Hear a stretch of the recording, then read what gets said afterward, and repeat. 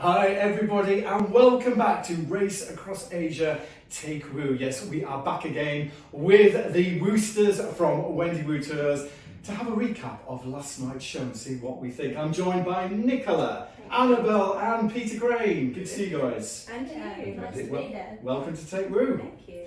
Now everybody, what a thrilling show we saw last night. Yes, day 34. The race recommenced from Koh Phi Phi in Thailand with a six-leg finishing 1,200 miles to the south in Bukittinggi in Indonesia. Now, guys, it was all again about route choices last night, as we see in each episode.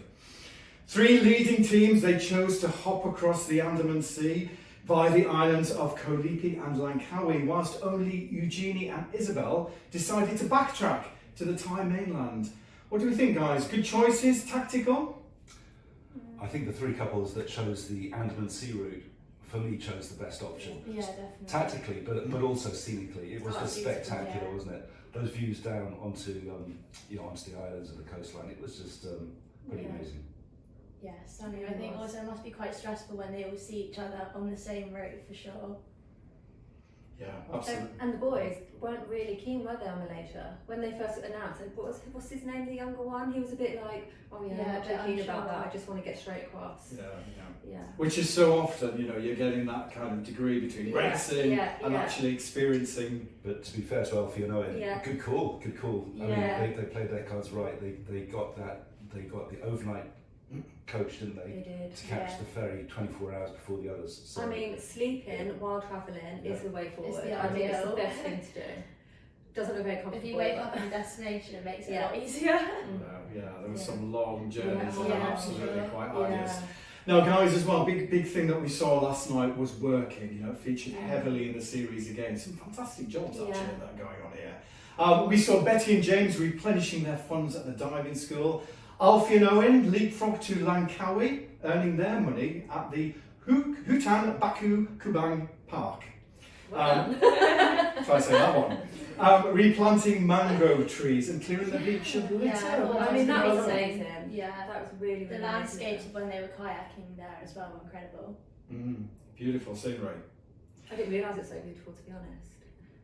And Peter, I've got to ask you, obviously, from a Wendy Wu Tours perspective, we saw amazing scenery last night. I'm sure we're all excited about going there. Can we see that with Wendy Wu Tours somehow? Yes. On the new tour we just launched, which is one of our rail collection, the tour is Singapore to Bangkok by rail, and it goes right up through mainland Malaysia, including a lot of the places the couples went to in the show last night, and finishing in Bangkok. Amazing. And obviously on that working front as well, Eugenie and Isabel, do we love them? Are we not sure? They were put to the test again, their relationship, weeding in the plantation. Yeah, I think any relationship's going to struggle when you're together for that long in an intense environment, but I think they're doing quite well. I think if anyone was with their mum and daughter scenario for that long, you're bound to clash heads a bit. I think we can. I think after 34, 35 days, all of them are actually relaxing a little bit. Yeah, but they're not those two. I think it's improving, isn't it? Yeah, I mean, every travel includes some adversity of some sort, and all the couples in their own way are finding ways through the adversity. Yeah, that's true. For me, the ones who are doing it best are Betty and James, because you can see the sibling love there, and they're looking after each other.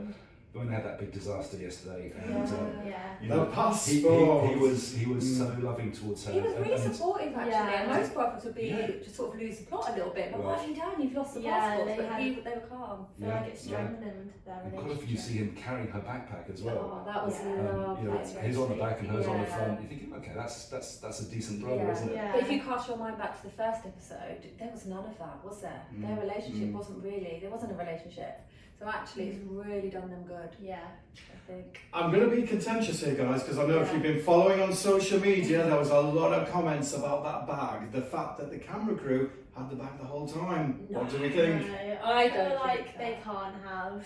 I don't know, unless they're really good actors, but I don't think so. Unless she didn't know, because she was distraught. Like if you saw her face, they were working the next morning on the boat, and you could see she wasn't even engaging when he was speaking to her. Like she was really upset about it. Yeah. So she didn't know. I agree with you guys. I agree with you. Absolutely. No staging in this at all. No. Absolutely not. Now, guys, I want to ask you about Stephen and Viv. Don't we love Stephen and Viv? Oh, they're really loving life. We saw some really touching moments last night. Obviously, they were working in the beach bar. Perfect job. Really about the years. Yeah, Great job. Amazing. What do we think? I mean, Viv obviously opened up last night about a health scare. How did that come across?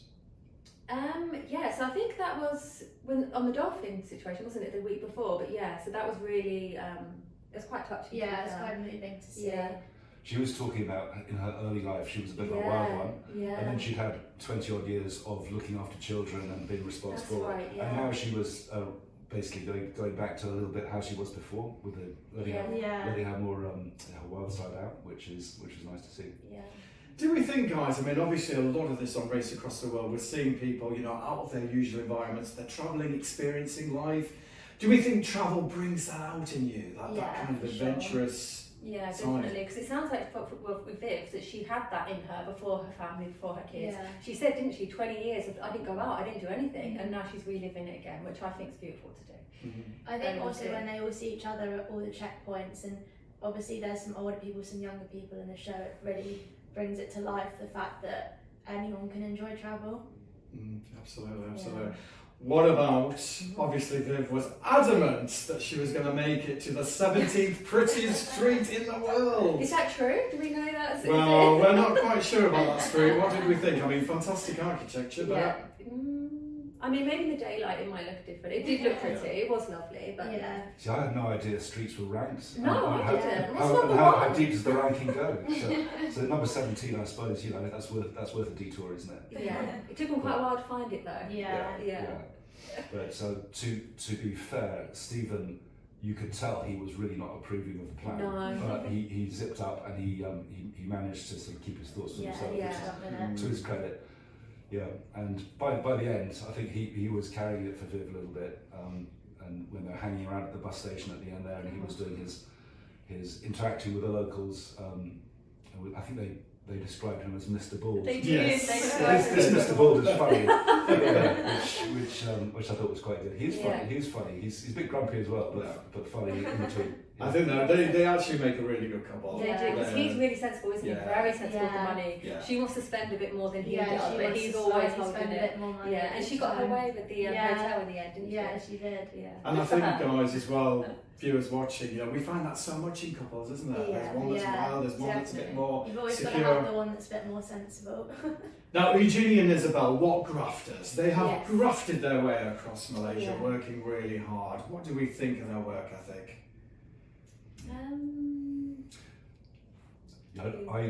I think they're just starting to relax a little bit and talking a little bit less about their relationship with each other and actually enjoying the countries that they're travelling through, and you can feel it starting to happen. So I kind of hope in these last two legs that they can really properly relax, stop thinking so much about their relationship and just enjoy it.